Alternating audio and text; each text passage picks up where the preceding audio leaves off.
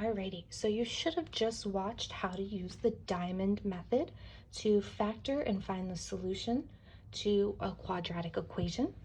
I'm now going to show you how to check that your factoring was correct, if I could talk today, using the box method. Okay, so I'm going to give you a brand new equation, quadratic equation. We'll go through the diamond method and then check with the box.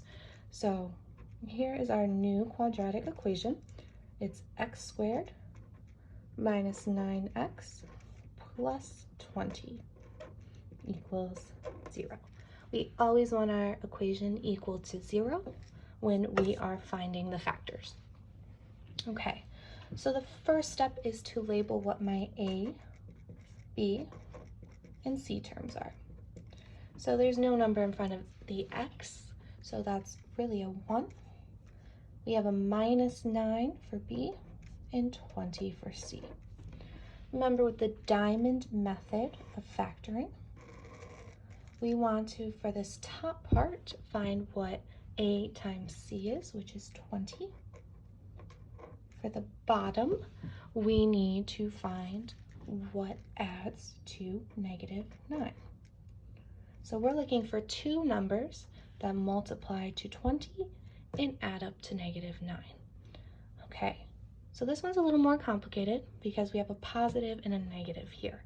So that must mean our factors both have to be negative if this is positive and this is negative, okay? So let's start listing out the factors. We have negative 1 and negative 20. That's not going to work. Negative 2, negative 10.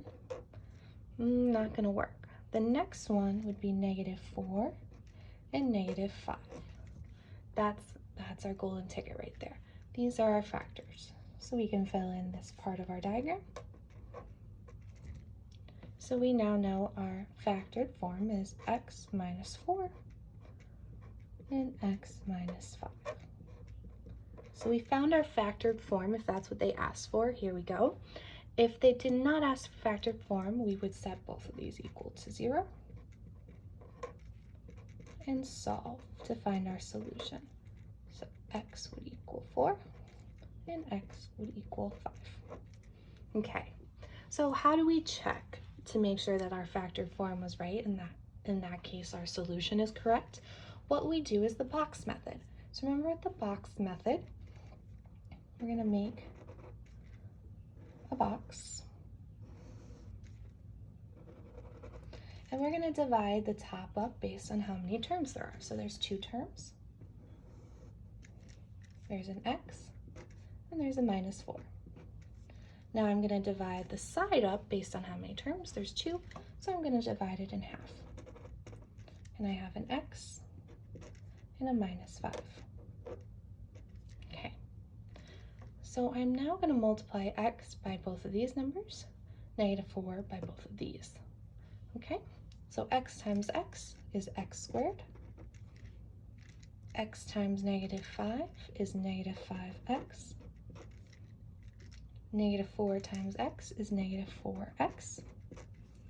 And negative 4 times negative 5 is 20. Remember, we add up across the rows, so we have x squared minus 9x plus 20. We know we did it right.